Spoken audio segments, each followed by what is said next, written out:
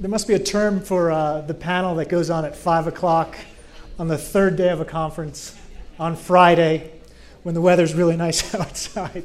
But hopefully we will add a little bit different perspective. We're also at that point in the conference where everything has been said, but not everyone has said it. So we'll do our best to avoid that. Richard Barrett is the coordinator for the United Nations Al-Qaida Taliban monitoring team. And Gilles de Kerchove, I hope I'm pronouncing that correctly, is the counterterrorism coordinator for the European Union. So we'd like to move away from the American perspective a little bit, get the EU perspective, a little bit more about the terrorism threat to places other than the United States. But since it's in the news, what I wanted to start with is Oslo. And Gilles, your portfolio is not just Al-Qaeda, but terrorism writ large. What should we be thinking about a subject that really has not been on the minds of most people in recent years, and that is right-wing extremism in Europe? Has this been a part of your portfolio? Have people been thinking about this in the counterterrorism community? Yeah, indeed. And it's not only right-wing. I must say the portfolio covers left-wing extremism, and you may have seen in recent months some low intensity but still terrorist attack in Greece and in Italy. We still have separatism. IRA, Northern Ireland remains a problem, and at a very small scale, animal rights activism or violent extremism. But right-wing is a serious problem. And of course, what did happen in Oslo came as a real shock. It was, in a way, very difficult to prevent, because what we understand from, but the investigation are not completely over. It's mainly a lone wolf. We should not even talk about wolf because it seems a bit too romantic. But a lone actor, a very smart one, who managed to set up a farm to buy fertilizer with ammonium nitrate, who had, and we don't have all the details, tried to use tax haven to send money, was very smart in trying to be below the radar. So the consequence that I drew from that, and there was a meeting this week in Brussels, is to keep on working on radicalization. We have worked, and we will discuss that a bit later on, worked a lot on understanding better the process of radicalization.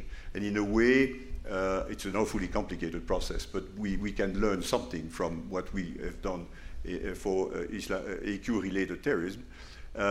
We have started working a lot on explosive, because that was very relevant in this case. Arms as well could be relevant for the US indeed. And internet. The guy used internet to disseminate his narrative. He used internet to social network to get in touch with a lot of people. So on these many fronts, we need to step up the work. Just one more question on that. Is there any cross-pollination in right-wing extremist groups borrowing from the tactics of other terrorist groups? What do we know about this person or the network that may have supported him, and any crossover of how to do something like this? He may, on how to build a bomb, maybe he got on internet sufficient information to do so. It's a bit surprising that he managed to do that so well in one go, especially on detonators and that stuff. On using a gun, that's something you don't need a lot of inspiration. It's easy to reach. Is there anything you want to add? I know this is not your expertise, but is there anything you want to add about Oslo before we move on to? I think it's interesting to see the similarities between an attack like Breivik's attack in Oslo and attacks by others who claim to be acting on behalf of a different ideology. There's great similarity, both in objective in many ways as well as methodology. Yeah. And that's interesting, and I think something that we're going to look at more and more as some of these other threats come in. But you're right, it's not really my area of expertise, if I have one. Let's broaden it out to 10 years and lessons. 10 years since 9/11, and lessons learned both within the EU and the UN. The pendulum in counterterrorism seems like it has is swung in that time, right? From capturing terrorists to preempting, and somewhere in between there, disruption. What, broadly, what have we learned in the last 10 years? And what perspective what have Europeans learned and become expert at that you haven't necessarily seen here in the States? Why don't we start with you? Sure. Well, I mean, let me just start by looking at Al-Qaida and how Al-Qaida is at the moment. Of course, the death of bin Laden was a huge news event, very significant, and it will have deep symbolic and impact on Al-Qaida in the future, I'm quite sure, because as Michael Leiter was saying earlier, you know, bin Laden had this image as a invincible, to a certain extent defiant, and also living very simply, you know, having given up great wealth to follow his ideals and so on. And that had tremendous resonance, I think, with many people in the Muslim world generally, not just in the Arab world, and in maybe the world beyond. But his death, I don't think, has made a great deal of difference to the threat. I mean, Al-Qaida was fairly weak before he died, and it remains fairly weak now under Zawahiri. And Zawahiri started this terrorism business when he was about 15. He's now just turned 60. So he has 45 years in the business, which is probably more than any of us have had in our business. And he must have learned something from that. And it's interesting to me that the regional branches of Al-Qaeda have all been relatively quick to pledge their allegiance to him. So you have Al-Qaeda in Iraq, Al-Qaeda in the Arabian Peninsula, Al-Shabaab, which was not an acknowledged branch of Al-Qaeda, also committing itself to following a lead from Zawahiri, and of course Al-Qaeda in the Islamic Maghreb. And you can ask, well, what does that mean? So what? You know, I mean, you know, I could pledge my allegiance to Zawahiri. Right. It wouldn't make any difference to anybody.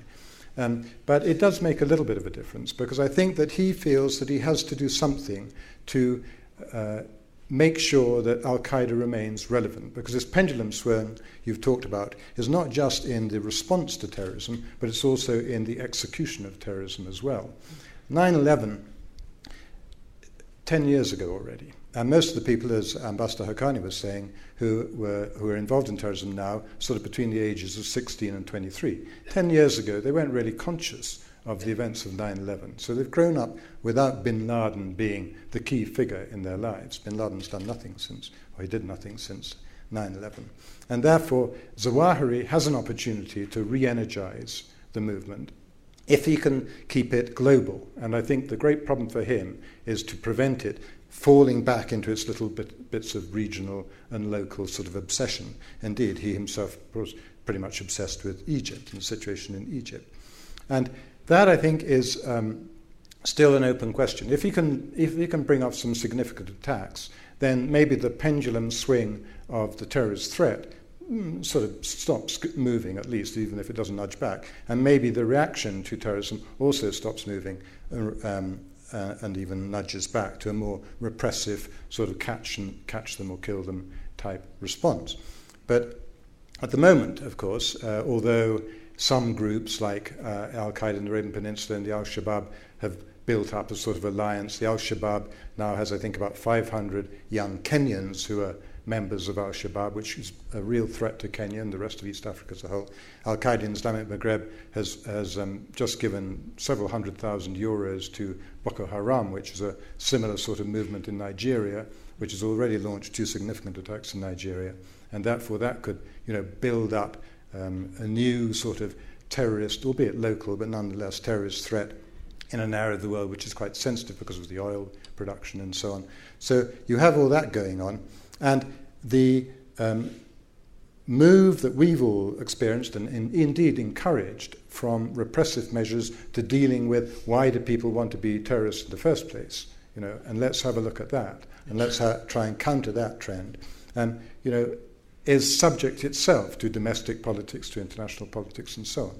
So maybe we'll come on to talk more about Before that. we get to that, just to follow up on what you're saying, though, you seem to be painting a slightly more pessimistic picture about the strength of Al-Qaeda and the potential of Al-Qaeda than we've been reading about in the papers recently from what the administration has been putting out, this idea that Al-Qaeda is simply finished. Well, no, I just say that the risk remains. And what's your view of that assessment? That no, I don't disagree the risk is low, but the risk remains. And the risk is incredibly low to the United States, I would have said. I mean, as Admiral Blair was saying, the 17 American citizens have been killed on the mainland of the United States since 2001 as a result of terrorist acts, and 14 of those were in the Fort Hood incident. But in Pakistan, as Ambassador Haqqani was noting, this year alone, in the first 6 months of this year, 1,500 civilians have been killed as a result of terrorist acts. And if any country faces an existential threat from terrorism, it's Pakistan. They have a sort of noxious mix of alphabetic acronyms of groups that are all really a threat to the state, even if Pakistan doesn't recognize that some of them are particular threats to the state. Nonetheless, they are threats to the state. And then if you look at other areas of the world, there is a threat. Ambassador al-Saidi was talking about Al-Qaeda in Yemen, and sure, I would very much defer to his judgment that probably is not a long-term threat to Yemen once Yemen gets its act together, but it hasn't. As of yet, it hasn't, so it remains a threat.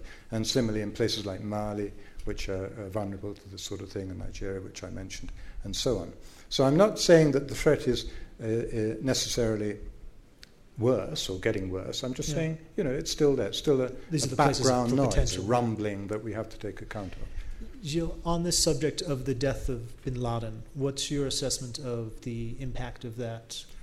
Both the death of Osama bin Laden and the Arab Spring, I would say AQ senior leadership is seriously degraded.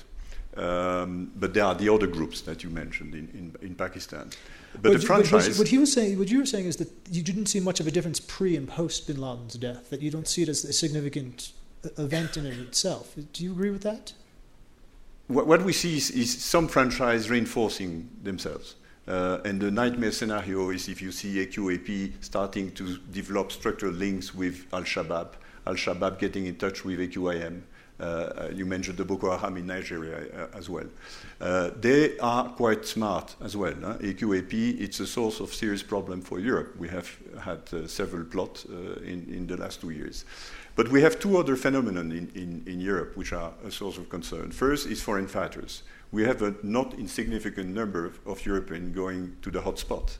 And the more we have difficult places, hotspot, the more it can attract youngsters from Europe, and very difficult to detect because they are clean skins. They are people not very well known by the police, by the intelligence community. They travel with a valid passport, and therefore much more difficult to detect. The number is not insignificant. If you look at the number just mentioned in Germany, 200 German citizen or German resident went to Afghanistan, Pakistan, and 70 of them came back to Germany or to Europe. The French mentioned something like 30. I would say it's not high figures, but if you consolidate all these figures in Europe, it's not irrelevant. And finally, homegrown, completely lone wolves again, radicalized in Europe. So that's the for AQ. I would be a bit cautious, not always to mention AQ as if it was a very well-structured organization. I think we would be better inspired to deglobalize and try to look at different cases. AQAP is one subject. It's not, if we stop calling that AQ, I think semantically speaking, we would do well, I think. But you ask a bit the consequence in terms of policy after 10 years. Yeah. There are many, and I've myself tried to draw 10 lessons after 10 years. And I won't go into the 10, but I would like to mention 4, and it's linked to the threat. During these 2 days, one has spoken a lot about drones attack, kinetic violence, force, military. One, I think, probably the main lesson, we insist on that in Europe, is to, as much as possible, consider terrorism as a crime.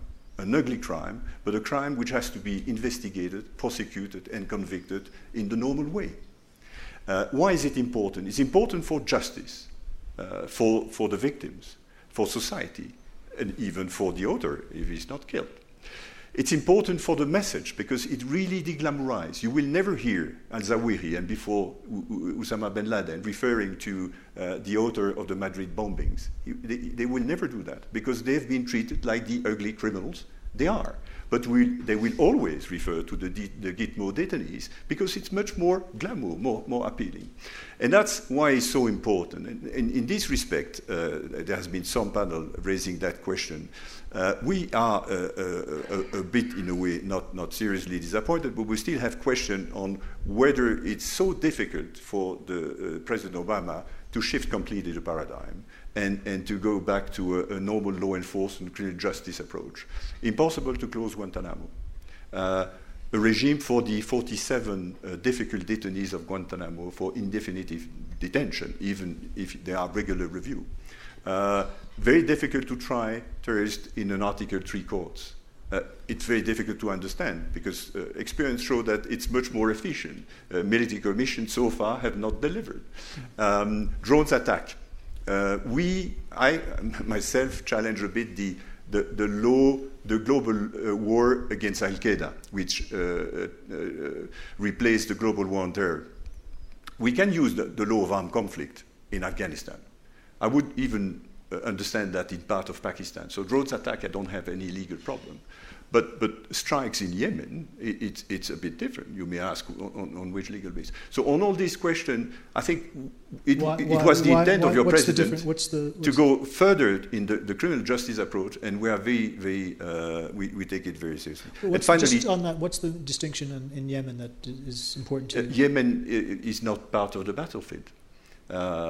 You have some definition on how, where, and when you can use the law of armed conflict, and there is not a war, an armed conflict in Yemen so far, and nor in Mali, in a way. That does not mean. So, would you argue that those strikes are illegal under international law? We have to have this discussion. We've had a long discussion with the previous legal advisor of the State Department on the global war on terror, and we have now with Holko a similar conversation on this limit.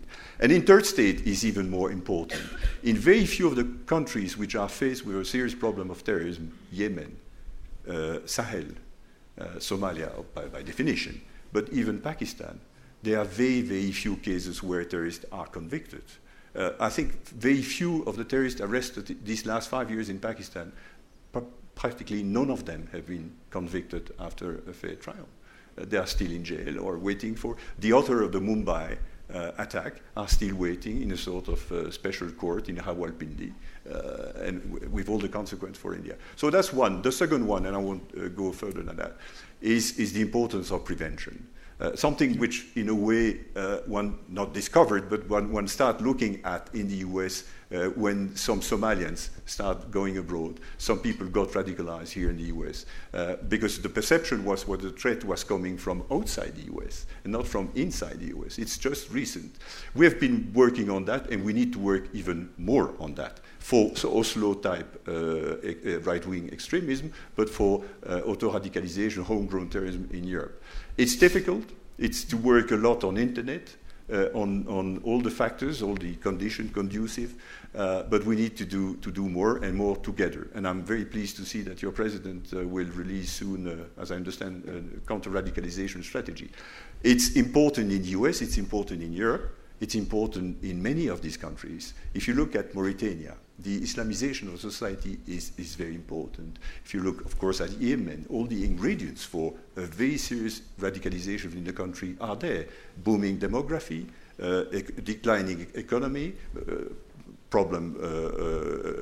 other sort of problem with the Houthis and the secession and so forth. But the problem is that we have not found, I think, the right response yet.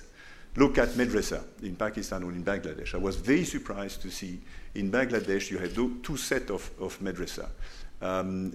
Half of the young students go to the Qawmi madrasa in Bangladesh. They only learn the Quran in Arabic, which is, you would agree, not the best way to find a job at 18 years old. So we have to work on that, but we haven't found the right way to proceed.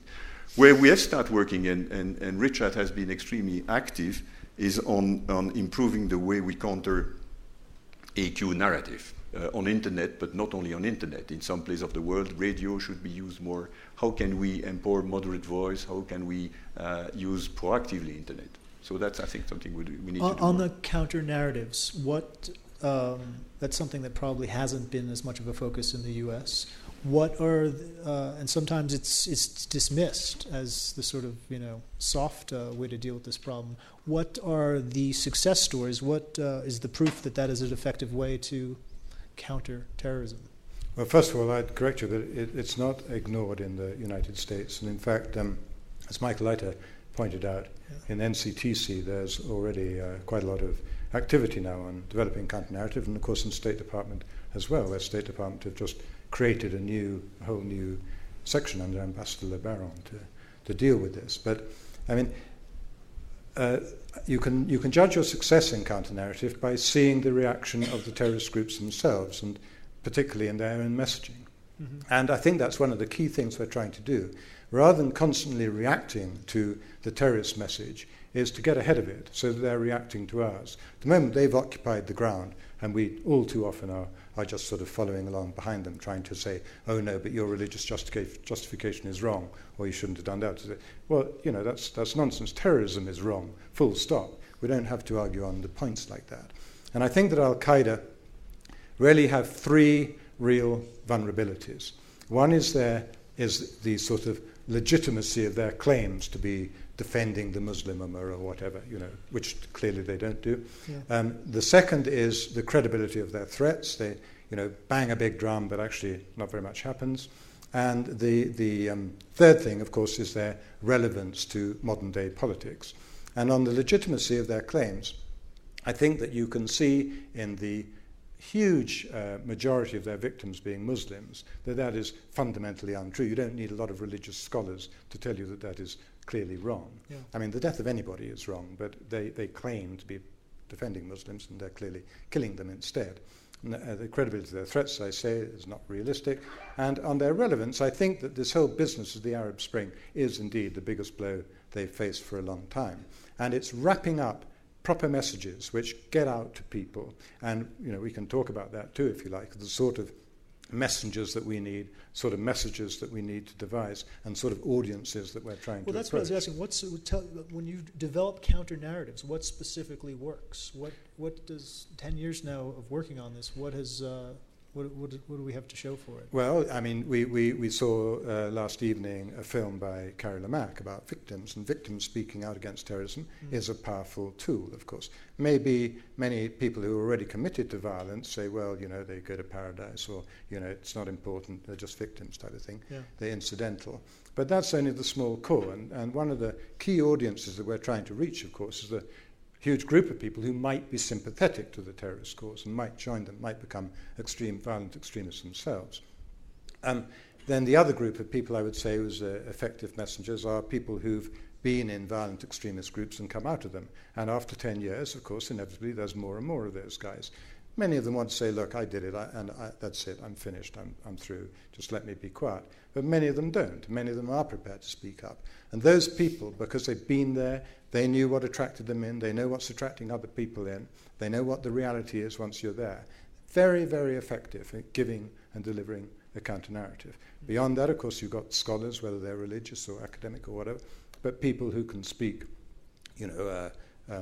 with authority and have a following. Just indeed as another group of messengers, which are the sort of alternative, what I call alternative heroes, not a particularly good term because it suggests that terrorists may have heroes. But by that I mean, for example, in Pakistan, cricket stars, if you like, or in other parts of the world, other people who are particularly prominent in the media. And it takes quite a lot of guts for people to speak out, but already in the UN we've started to collect some people like famous footballers and stuff like that, who have an international cachet, come from those societies, and understand that essentially what brings so many people into violent extremist groups is this sense of wanting to belong to something, wanting to be empowered, wanting to do something, want to have a sense of purpose, which you can actually get in many, many other ways. You just have to be shown that route and led down it.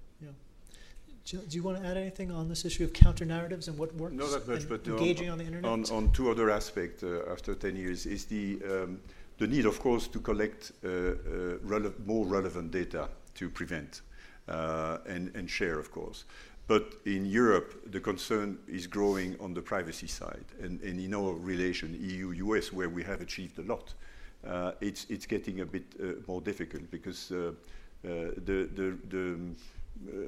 expectation in the European Parliament is less and less convinced of the need to collect too much data. And they insist a lot on limiting the duration of conservation of data, the purpose for which we can collect data, the way we share that with third states.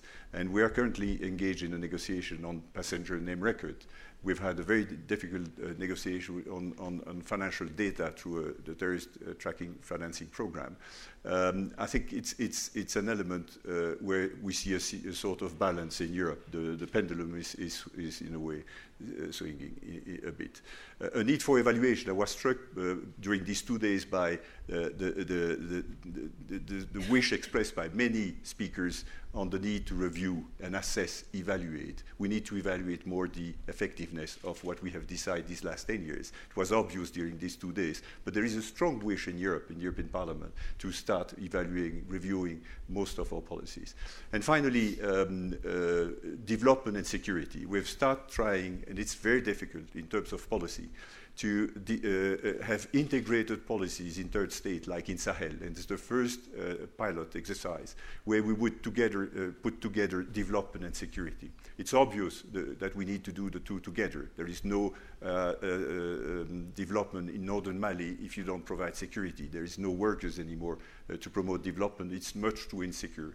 But on the other hand, it's impossible to have a lasting security if you don't have development. So we need to do that more in many of these countries. And referring to the Arab Spring, this morning, I think someone said it's the challenge, and indeed it's really the challenge. And Europe will try to be helpful in this respect. In an interesting approach, for the first time, I think we will have a very tough conditionality expressed by the requirement for more. We will help each of these countries more, depending on whether they go quicker and in depth for more democracy, for more rule of law, for more respect for human rights. And for me, one of the top priorities, and there the US and the EU should rush, is to rebuild the security apparatus in Egypt, in Tunisia, and tomorrow in Libya. Because for good reason, like after the fall of the Berlin Wall, they have dismantled their security services because they were hated, and for good reason, but we have to help them to rebuild that as quickly as possible.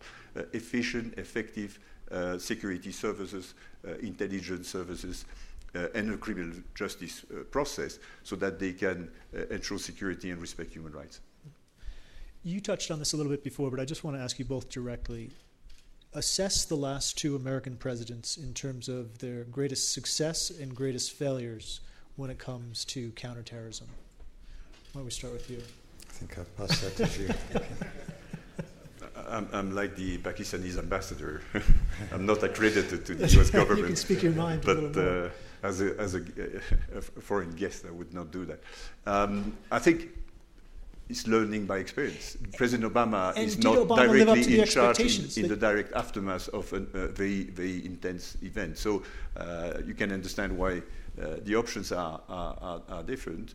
But of course, Europe has tried to support as much as possible, as I said, the shift of the paradigm. Mm-hmm. I've been myself extremely involved for more than a year to design a framework in Europe so that we can receive Guantanamo detainees.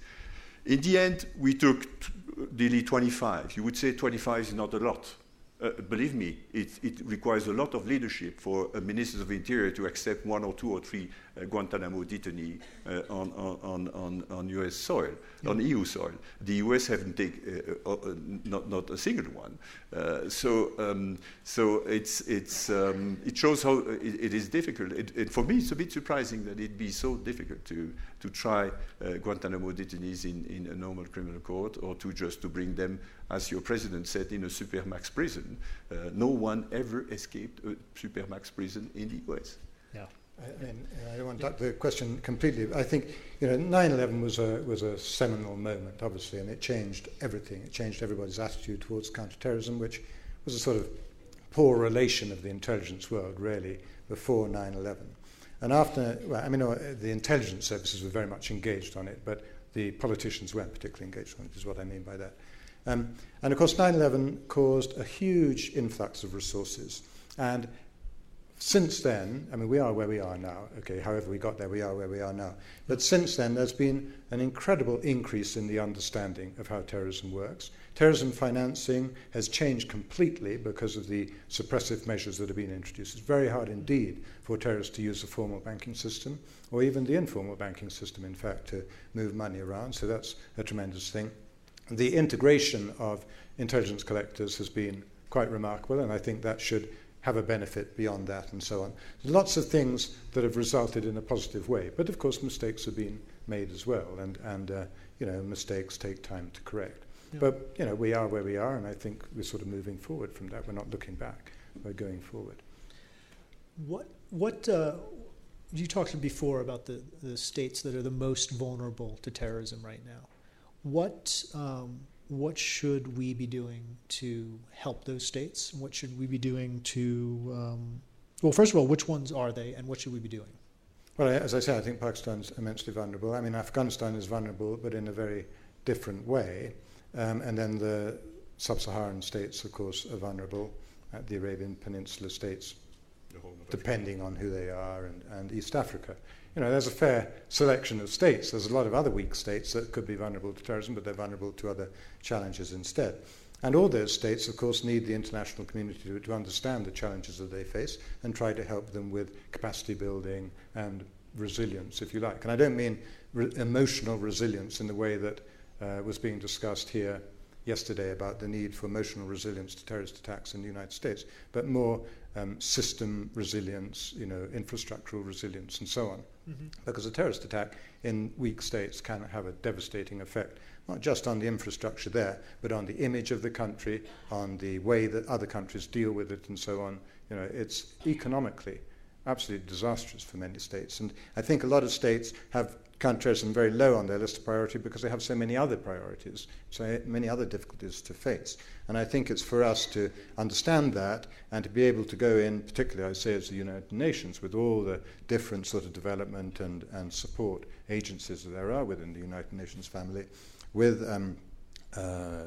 international support from the United Nations member states, to try and sort of understand their problems, reflect their problems against an international background, and try and build our capacity to deal with them. Do you have anything you want to add to that? No, the nexus between development and security is of critical importance, but we have to do that better. And as I've said, one commodity, one basic service that we should promote more is criminal justice. Yeah. One more topic before we take questions, and there's been a lot of discussion already this week about this, but I'd like to get your perspectives on the relationship between terrorism and Al-Qaeda and the Arab Spring. They seem to be bystanders to this revolution that is sweeping their region. What explains that, and just generally, what are your thoughts on the relationship between the two? Al-Qaeda may be big in all our lives. You know, this is part of our work, discussing and dealing with Al-Qaeda. But for the great majority of people in the Arab world and elsewhere, Al-Qaeda is nothing. It doesn't feature on their radar. And the beauty of the Arab Spring, in terms of counterterrorism, was that there was not one sign in Tahrir Square, in Tunisia, in Yemen, now in Syria and so on, which is a banner for Al-Qaeda. Yeah. But not one. And nobody was talking about Al-Qaeda. And whenever anybody did say, oh, well, what about Al-Qaeda coming in and supporting, that's the last thing we want. Not because it's going to attract adverse attention to us from the international community, but because it's the last thing we want, full stop. It's nothing to do with us, nothing that we want. And I think that the important thing will be, as Ambassador Al-Saidi was saying, stage 2. You know, what happens next? Because if those aspirations of the people, and these are popular, leaderless protests, if the aspirations are not met, or if they're met with repression in the end, then, of course, Al-Qaeda can say, well, look, we told you. If you aren't violent, you don't achieve anything. Peaceful protest gets you nowhere but in jail. And so, of course, we've got to try and what we can to help states to nurture the process through into something which leads to stability and, you know, to the greatest extent possible, matches the wishes and desires of the people who are protesting now. It's not impossible, but it's a huge thing, and it's going to have to be driven by the people themselves, of course. Gilles, do you want to add anything to that? Completely the same. If you look at these last 5 years, the Pew survey on the support for AQ, for Osama bin Laden in the Arab world, it was obvious that he was just falling down. And for obvious reasons, most of the victims, we've said, are Muslim. And therefore, the Arab Spring is just a confirmation that the AQ rhetoric is completely irrelevant and has no support any longer. But I fully agree, and that's why I fully share what was said this morning. We need some sort of Marshall Plan to really help these countries to avoid a second stage where there would be profound dissatisfaction and therefore some possibility for AQ to make new recruits and rebuild the security sector as well, because that's in a very unstable period. That's the perfect occasion for AQ to try to regain some influence. And of course, what is happening in Libya is a bit worrying, especially for AQIM. Looting of arms depot, the release of some prisoners, among which you have active jihadists. All this reinforce in a way AQIM. Is there anything, well, in Libya, what do we know about the opposition and its links to any extremist groups? I'm not the best expert, but there is a mix of authentic liberals and more extremists, indeed. Yeah, I mean, not to go into too much detail, because maybe a bit dull, but the Libyan Islamic Fighting Group, which was a sort of Al-Qaeda affiliate, if you like, of Libyans, I mean, really split in two. There was one group in Afghanistan who remained largely in Afghanistan, who went with Al-Qaeda, but a much larger group, many of whom were in prison, of course, in Libya, who actually then reconciled with the government and accepted that there were different ways to achieve change. And it's that second group which are really most active with the people in Benghazi, the rebels in Benghazi. Some people have come back from Afghanistan, but so far it looks as though the people who have come back from Afghanistan have joined with that second group, of not seeing this necessarily as an opportunity for Al-Qaeda. But again, of course, if the thing goes wrong, we may see a change. All right, we have, I think, like about 15 minutes left. Why don't we open it up for questions? Go ahead. Oh, you need a mic first. And please tell us who you are, where you're from. Catherine Herridge, Fox News. I'm interested to know the American cleric in Yemen, Anwar al-Awlaki. How effective has he been in reaching recruits or inspiring people in Europe? And do you see his influence on the rise? Well, again, Richard will be more complete, but of course it's interesting to see the number of websites in English is now booming, while the one in Arabic, and for the reason I mentioned before, are less important, because the new, as we understand, the new strategy is more try to radicalize people in Europe. So I have not seen a measure of the importance if it's growing, but as the word suggests, it indeed inspires more and more people, because he's American. He knows how to talk, how to resonate with a Western audience. So it's indeed a serious concern. Yes, I think if I can say, one way to counter the narrative in a way is to collect more and more arguments which so far do exist only in Arabic, and we have to translate all this and make that available so that we can empower more people to use the argument to counter this narrative and rhetoric. Al-Awlaki is a very complex character, I think. It'd be interesting in due course to do a real study of him, and some of those have been sort of begun already. But if you look at Al-Qaeda in the Arabian Peninsula, which is led by Nasser al-Wahishi, not by Al-Awlaki, it really has no interest particularly in Al-Awlaki or what Al-Awlaki is doing, or the Inspire magazine or anything else like that. It's irrelevant. Al-Qaeda in the Arabian Peninsula's main objectives are in the Arabian Peninsula, mainly Saudi Arabia, also Yemen. Al-Awlaki, though, comes from a very big tribe, of course, in Yemen, and his father was a minister in the government, and he has a certain standing. And he's, well, okay, if he wants to attach himself to us, fine, there's no problem. Maybe we get a little bit of international prestige from his being associated with us. But Al-Awlaki's real appeal, of course, is to people in the West. And in that respect, he's extremely articulate and quite interesting and quite entertaining. Some of his speeches or sermons, or whatever you want to call them, are very well constructed. The Inspire magazine, I think, is a joke. I think the Inspire magazine is something that is interesting to the West, but there are many, many other electronic magazines produced by Al-Qaeda groups, all over the place. Not so many in English, but lots of them around, and that's just another one. And some of the crazy ideas about, putting knives on the wheels of your car and driving through a crowd or something like that. I mean, it's pathetic, quite frankly. But nonetheless, it is a driver, and there are people, I'm sure, probably pretty young, who find it attractive and sort of, oh God, have you seen Inspire, and feel that they're sort of doing something semi-dangerous by reading it, type of thing. And that can, in due course, lead people down a wrong path. So, we have to take account of it. We have to take account of Al-Awlaki. But I would distinguish the threat that he poses in the West to the non-existent threat he poses in the Arab Muslim world. Go ahead.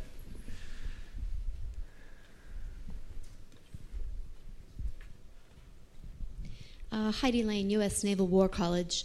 My question is to ask you to elaborate a little bit on the counter-extremism and these counter-narratives, and if you can, identify specific programs within any of the EU member states or, I suppose, within the region that you consider to be model programs.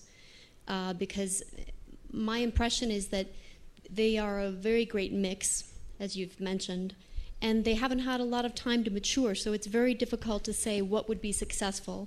And, when you're throwing money at these things, what ones you kind of raise up and consider most effective at this time? Who wants to start? Indeed, we're just at the beginning of this process. There are not necessarily member states, but there are some interesting initiatives, like the Alliance of Civilization has tried to set up a network of experts who can be asked to react quickly in the media, for instance. I think it's a very good idea that you have credible voice, easily accessible.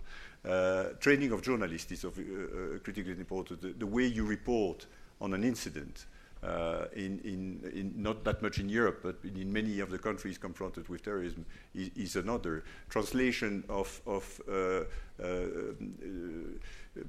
argument by clerics, which only exist in Arabic, and make them available in English, for instance, or in French or in German, so that it can be read by our youngsters in Europe. I think it's a good idea.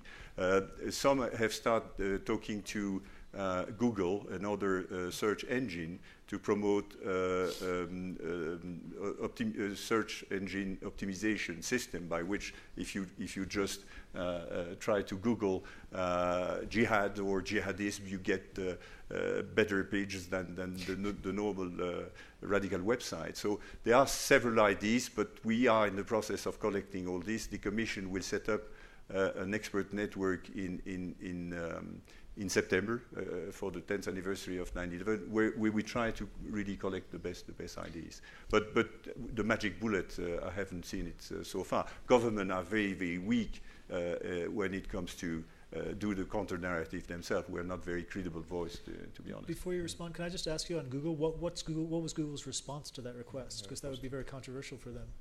It's been very positive. I mean, really? we have the Google Ideas. Google Ideas.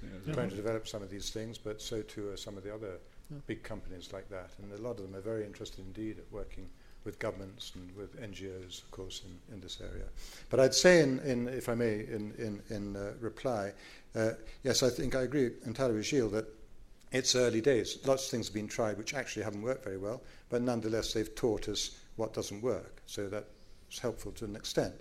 And I think what we all realize now is this is something which has got to grow from the ground up. And the role of people in suits, whether in the EU or the UN or whatever, is to really allow those people the space, the opportunity, the connections, the platform and so on, from which to project their ideas. And I think that if it's if these ideas are growing up from the ground, they're ideas which are growing up because they've seen, what's bringing people to violent extremism, therefore what may offer a counterbalance to that. And so they're extremely helpful way of generating ideas. And those ideas we've had a lot in EU, but also, of course, in the UN. And we see our role very much as sort of trying to provide the stage from which people, and maybe industry can provide the megaphone from which to amplify these ideas and reach a broader audience. Yes, sir.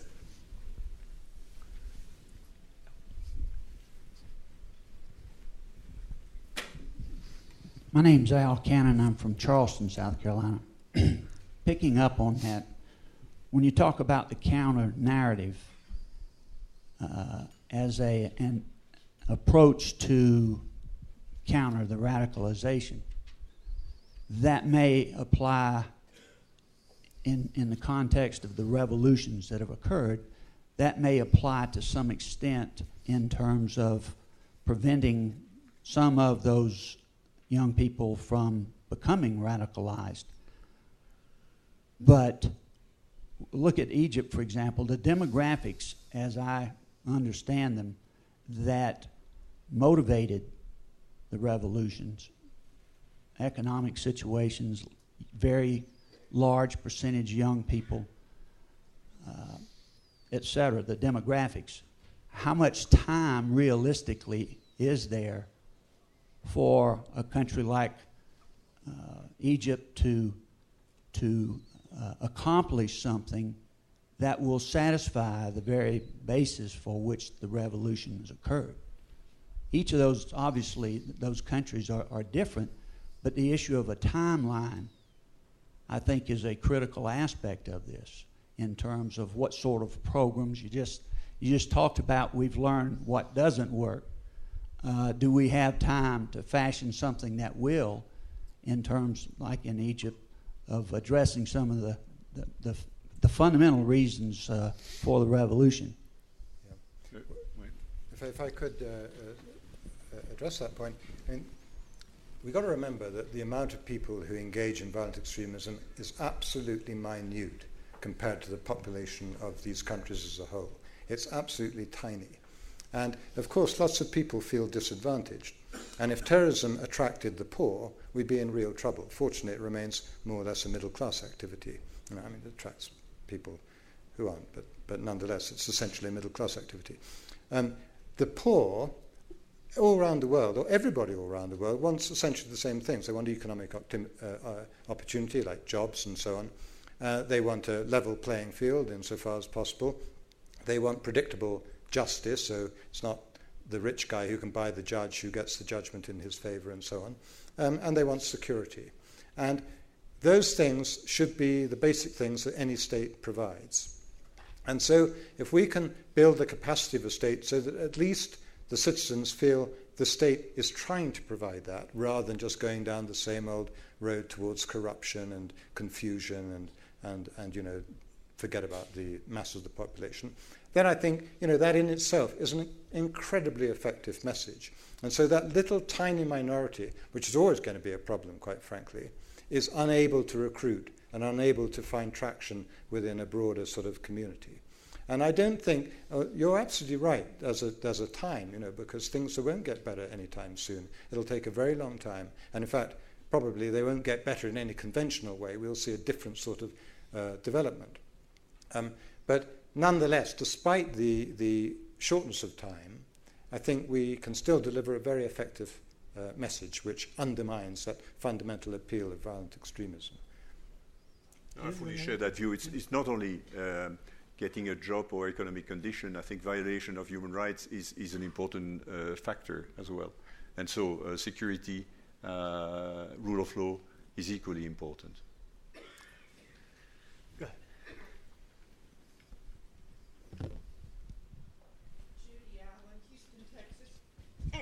Judy Allen, Houston, Texas, just a plain old citizen.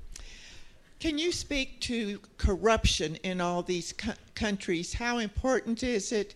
How rampant is it? And what can the leadership, which we don't even know who the leaders are in some countries, what can they do to eliminated? I think that's an excellent question. You know, I mean, corruption is so corrosive, and once you've got it, it's so difficult to get rid of it. And you almost do need a revolution in order to get rid of it. And that's one of the reasons, of course, probably the main reason that the Taliban had any traction in Afghanistan and still enjoys support there. Not very much support, but it still does enjoy support because of the corruption of local government, national government, and everybody involved in Afghanistan. And for ordinary people, it's impossible. This thing of justice is really, really important. But how do you get rid of it? Well, you have to have great leadership. And, you know, how do you get great leadership? Maybe the Times find the man, maybe the man finds the Times, I don't know. But that's what they need. Right. The Taliban, in a way, were attractive because they were delivering quick justice, unlike the government. But there is no magic bullet to fight against corruption. But what I see, at least Europe wants to be much more demanding. And the concept of more for more, that is, we will give more money, provided that they be significant change, I think it's a very promising one. We've been probably too lax in the past and letting all this corrupt, because we thought they were providing security in North Africa, let's be honest. It was our first line of defense, so we could accept less democracy, a bit more corruption, if they were doing the frontline security job. It's a sea change. Let's hope we will stick to it and be very demanding. I think I would, if I had all the powers to decide, put that as the top priority. Stop corruption and look at Transparency International Index and look at the progress. I think we have time for one more quick question before break. Go ahead.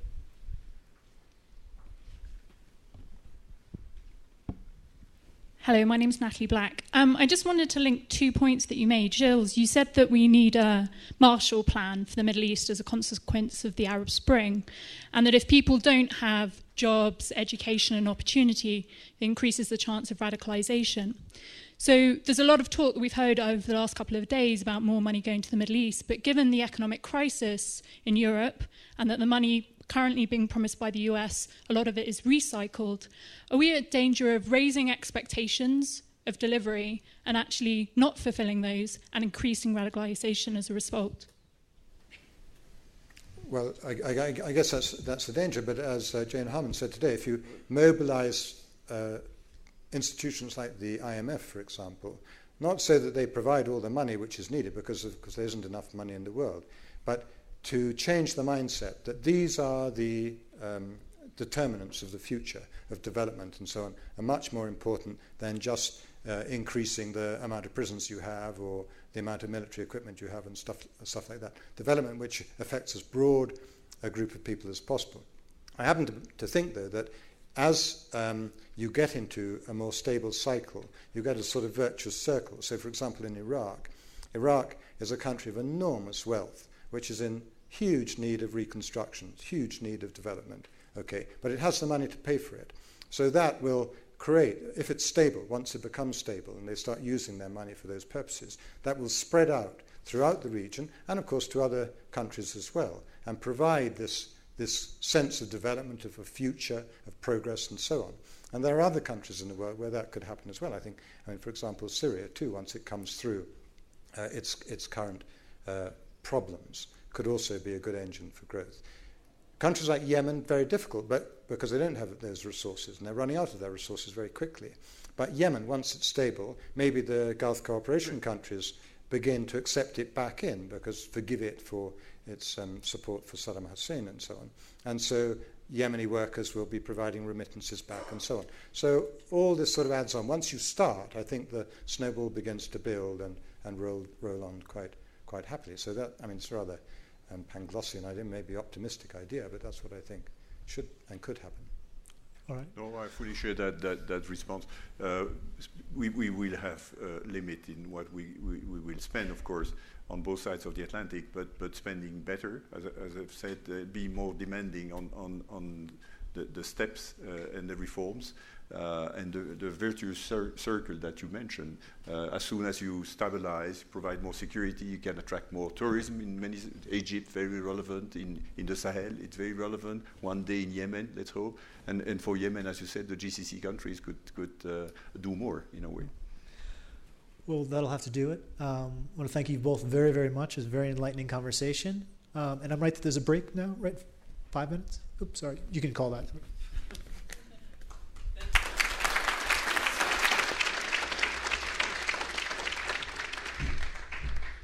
There's a de facto break, just time enough to change out the panel. So we'll start promptly as close to 5:45 as possible. Thank you very much.